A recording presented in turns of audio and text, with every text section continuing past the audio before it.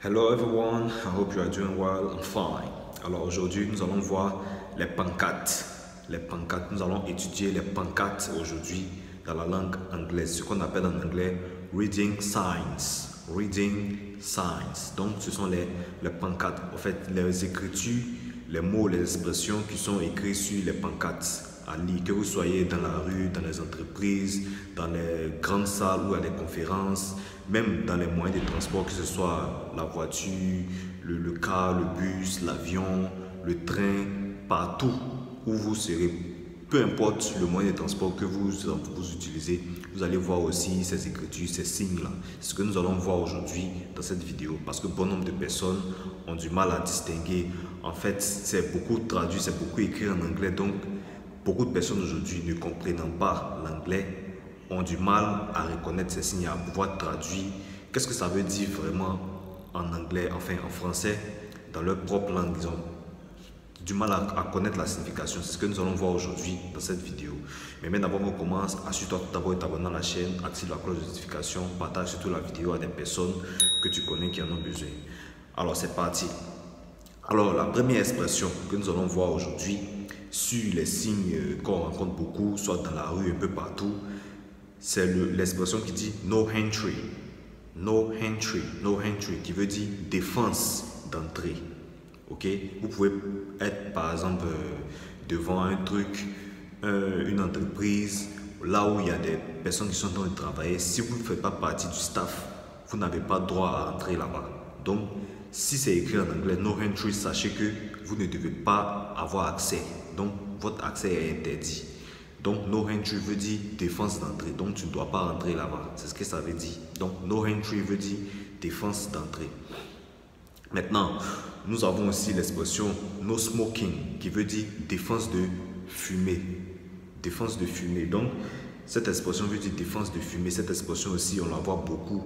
Même dans les pays francophones, je pense bien, c'est écrit la plupart en anglais. Donc, no smoking veut dire défense de fumée. C'est-à-dire, là où ils sont en train de faire le travail, la cigarette est interdite. Là-bas, on ne fume pas. Surtout dans les stations Total. Je crois bien que c'est écrit là-bas. Quand vous partez avec votre voiture, histoire de prendre du carburant, c'est écrit, on vous dit d'éteindre votre téléphone. Et ceux qui travaillent là-bas n'ont pas droit aussi au téléphone, n'ont pas droit aussi à la cigarette. Parce qu'une petite erreur, tout le monde en fait. Donc, no smoking veut dire défense de fumer. Ça vient du verbe to smoke. To smoke veut dire fumer, fumer. Donc, ne fumez pas, c'est interdit même d'ailleurs. Voilà, chez les chrétiens, c'est interdit. Si vous ne savez pas, je vous informe. Donc, arrêtez ça. Si vous fumez, ne faites plus cela. Vous avez aussi l'expression no calling. No calling, il y a des endroits où vous partez pour le travail, le téléphone est interdit aussi. Même à l'école, dans les lycées, collèges, le téléphone est interdit. Si on vous voit avec votre téléphone, on confisque le téléphone. Donc, no calling veut dire défense d'appeler. Donc, no smoking, défense de fumer. Donc, ça dépend. Ça dépend de l'expression aussi. Vous pouvez ajouter au verbe que vous connaissez la forme ing. Donc, toutefois que vous voyez l'expression no, le verbe qui suit à la fin doit être accompagné de la forme ing. ing. No smoking, no calling, no eating, no drinking. Ok? Si vous êtes au volant, évitez de boire. Donc, no drinking. Voilà, no drinking. Donc, veut dire défense de boire. Nous avons aussi l'expression fire exit.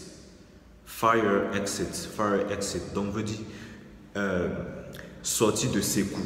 Sortie de secours. Donc, quand vous voyez cela, cette expression fire exit veut dire sortie de secours en cas de danger, soit par exemple dans le cas, c'est beaucoup écrit là-bas aussi, en anglais aussi, en français. Donc, sortie de secours, c'est-à-dire c'est par là qu'il faut passer en cas de danger. Donc, fire exit. Donc, sortie de secours. Nous avons aussi l'expression for sale. For sale. For sale veut dire à vendre. Ok?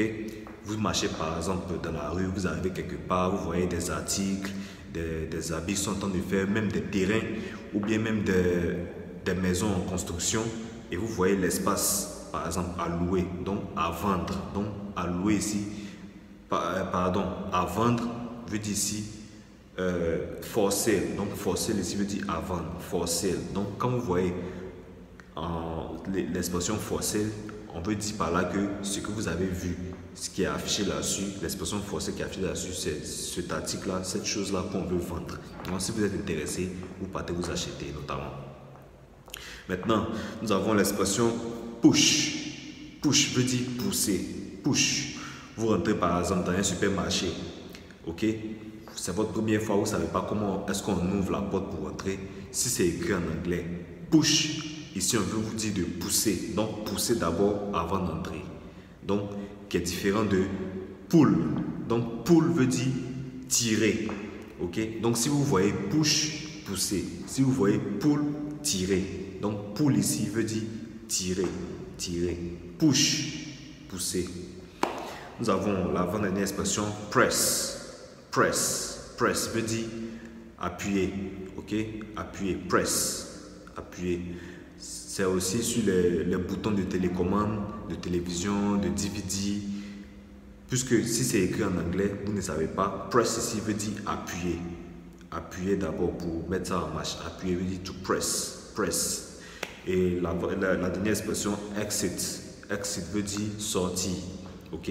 Vous arrivez par exemple à l'aéroport, vous descendez de l'avion et vous ne connaissez pas l'aéroport en tant que tel. C'est votre première fois dans un pays étranger, surtout vous arrivez et regardez les expressions, les écritures.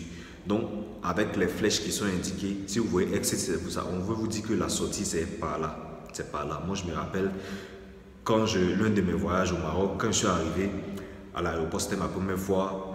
Je suis sorti de l'avion, je descendais dans l'aéroport. Les écritures étaient, les expressions étaient écrites en arabe et en français. Et donc, ne comprenant pas encore l'arabe, j'ai regardé ça en anglais, exit, avec la flèche. J'ai dit, ah, la sortie est par là. Donc, ça m'a aidé. Et effectivement, c'était la sortie. Je me suis retrouvé et je suis parti. Donc, voilà. Donc, exit veut dire sortie. Donc, vous regardez bien la flèche qui indique. Si la flèche indique la gauche, vous partez à gauche. Si c'est la droite, vous partez à droite. Donc, exit veut dire sortie. Donc, la sortie est par là.